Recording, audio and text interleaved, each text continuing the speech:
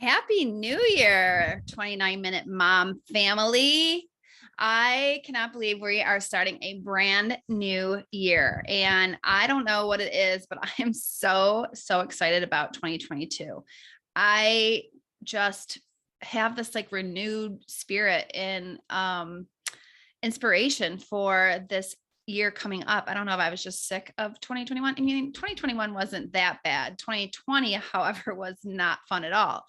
So 2021 was definitely better, but I have a really good feeling about 2022.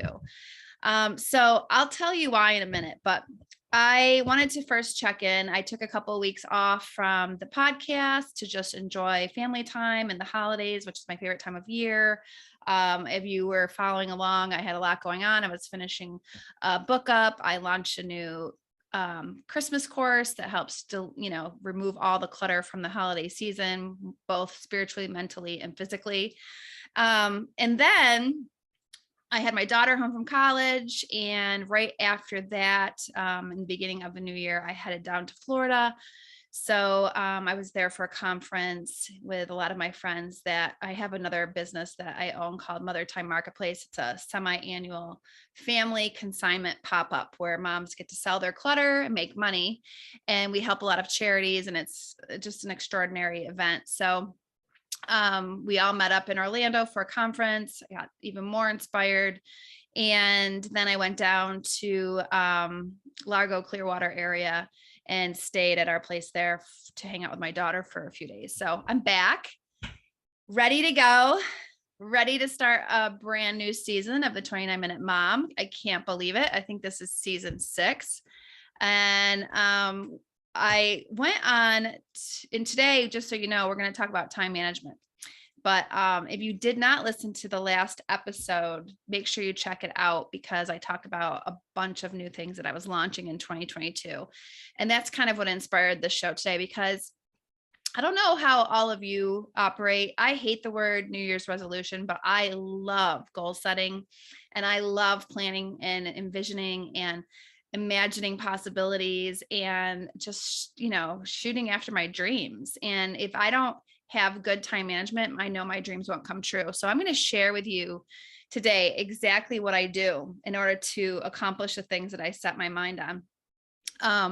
So if we're going to, we're going to get into that, but just make sure you go back to the last episode where I talked about how I launched the Created Order Neighborhood. This was the month I just started offering monthly coaching. So if you are very overwhelmed with clutter right now, or you just like, you know what, I want 2022 to be my most organized year, then, make sure you reach out. You can just email me. And my website is jenniferfordberry.com. And so I am now offering online monthly coaching, individual right now. It will turn to group coaching eventually, but this is the best time to get in, because I'm really getting to know my online clients so that I can help keep them accountable to all of their goals. And we also are going to be launching some group coaching through the courses very soon. But here's the thing. If you don't know if monthly coaching is for you, then just go to my website and there's a button and you can do a 15-minute intro call with me. And it's just a cute, fun way for us to chat and for me to get to know what your needs are as far as organizing goes. And, find out if I'm the person for you, if I can help you achieve those things. So just go to the website, or you can email me, organize@jenniferfordberry.com. You can always get a hold of me that way. So the 15-minute intro call, totally free, and you get to talk to me directly, and we get to find out if there's a way that I can help you get more organized, which is one of my big goals this year, is to serve more people online and make sure that they're living a life of, purpose and intentionality, and they're not feeling overwhelmed by their clutter. And that's what the online neighborhood is all about. And what I talked about in the last show is the Created Order Neighborhood. So check that out. All right. So time management. It's perfect time of year to talk about time management. And I'm actually was going over my notes because I'm giving a presentation to a corporation of employees, I think this week. And we're going to talk about time management. And so this is something that can be really in depth, and I can go on and on, but I'm going to keep it super simple today. And I'm going to just give you the top 5 steps that I use to stay on track, not waste time, and to accomplish the things that I set out to do. So number one is this time of year, I spend a lot of time just giving myself a quiet space to think about what I want to do in the next year coming up. And I set my goals based on quarters. I don't set them for the year because a few months from now, so much can change and I might change my mind on my goals. So, or something came to fruition, so I need to replace it with a new goal. So I have a lot of time allotted. And if you haven't done this for 2022, you're not too late. You can still do it. Today's a great day to sit down and do it. Just envision what you want your life to be like. What would you change about it? What do you want to accomplish? What do you want to do with your business? What do you want to do as a mom? And kind of just brain dump, grab a journal, dump it all on there, think outside the box, imagine big possibilities. Don't put yourself in a small container and try to stay small. Don't think about anything that anyone else is going to say. Don't worry about that. Don't try to talk yourself out of a dream or a goal because you're like, well, that isn't realistic right now, because that's not the point of this exercise. The point of the exercise is to get you inspired and pumped up for life. I mean, why are we here if we're not excited? Okay. So brain dump everything on. And then I want you to pick out of that list of things that you would like to do. I want you to come up with anywhere between 5 and 8 goals that you want to focus on wholeheartedly for the next, let's say 4 months. So 3 to 4 months. And that's number one. So you're going to write them down, 5 to 8 goals, write them down in a journal. And by the way, I should mention that to start the year off fresh, it's really important to grab something. If you're going to be doing what I'm telling you today in this episode, to grab a planner and a notebook or a journal that you really like to look at. So the first part is the journal. So grab some sort of paper and write down these goals, because you're going to need to get very familiar with them. All right. So you have your 5 to 8 goals.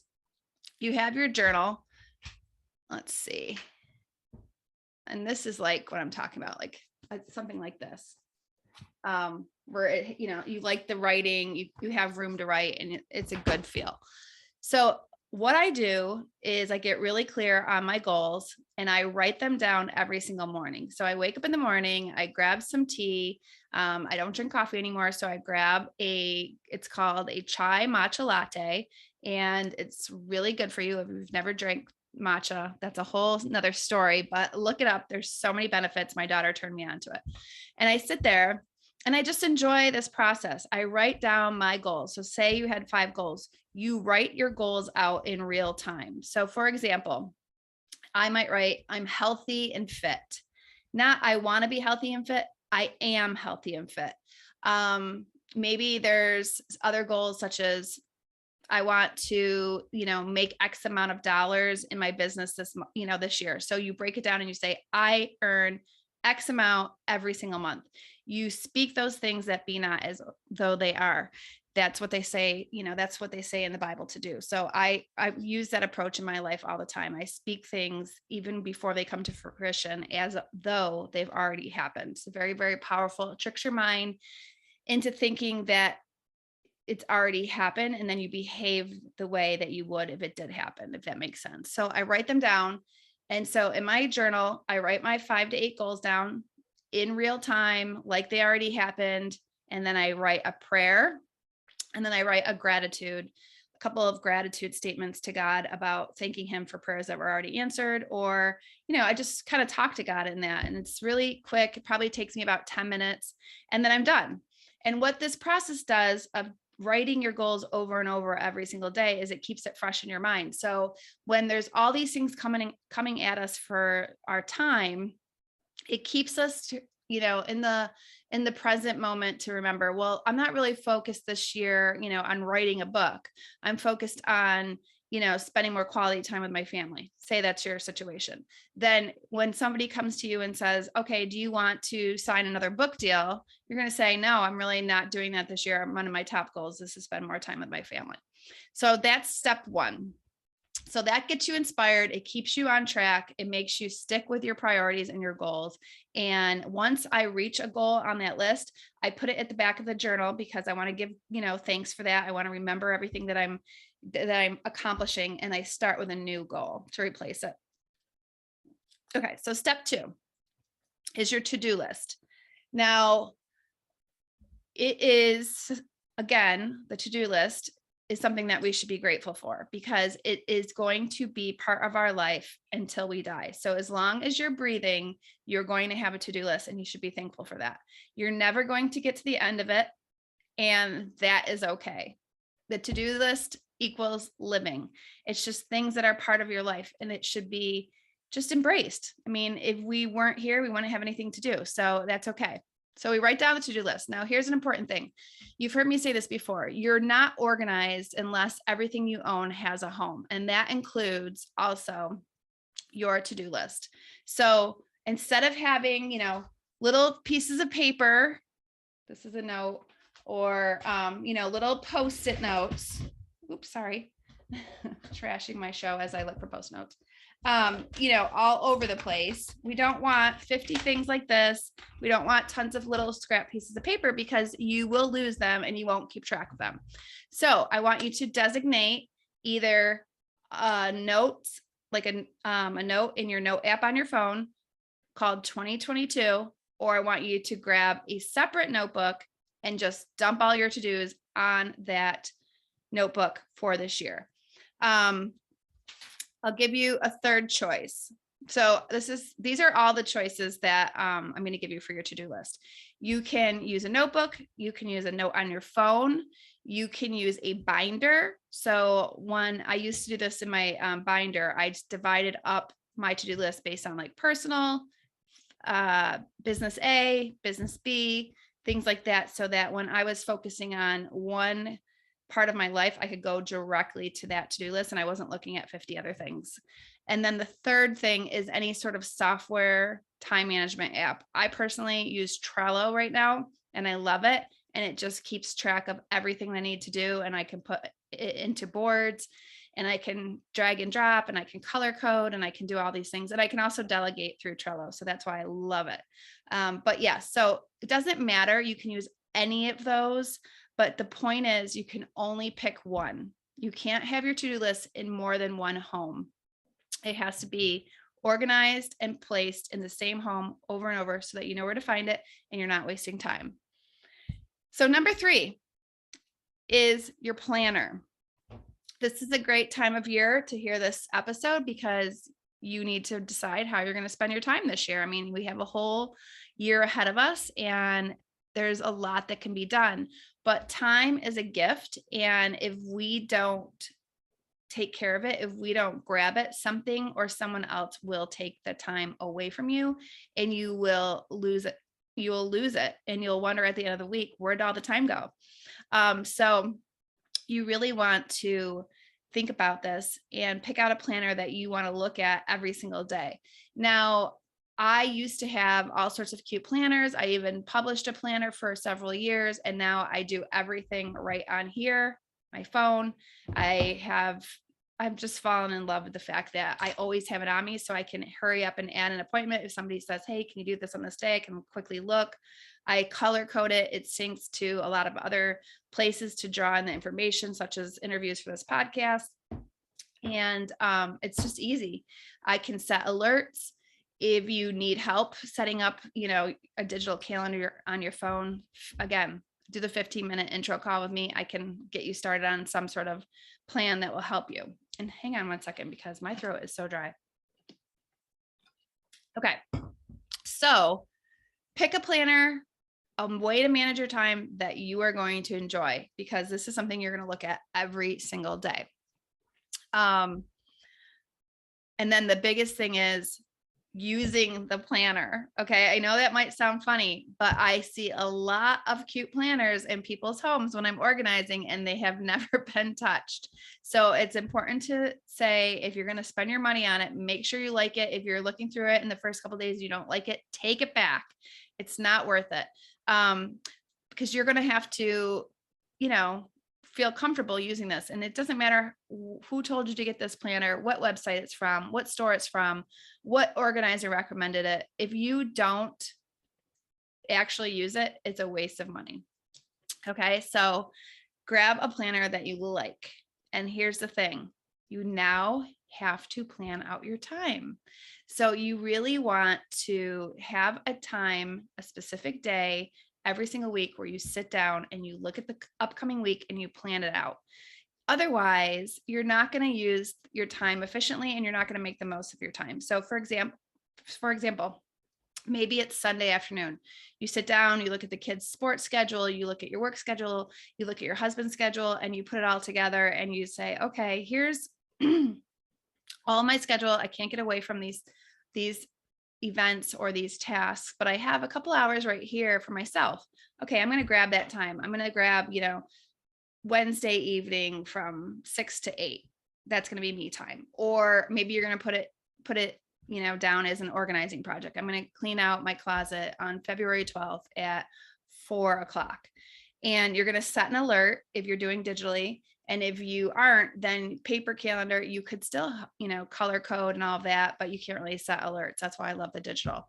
But you do need to look at it so you know what's coming up and really plan that week out and look at it and say, wow, this feels like good because I know what to expect. And I know that I'm going to get X, Y, and Z done. And by the end of the week, those things will be off my to-do list. So very important. Now, here's the thing. This is step 4. So step 1 is come up with your 5 to 8 goals. Step 2 is figure out a home for your to-do list. Step 3 is decide on a planner that works for you and actually sit down and plan out your week once a week. So sorry, my throat is really dry from traveling. And it's super cold here in New York today. Like super cold, like 5 degrees. Yeah, this is why I'm in my comfy, soft clothes. Okay, so step 4 is boundaries around your time.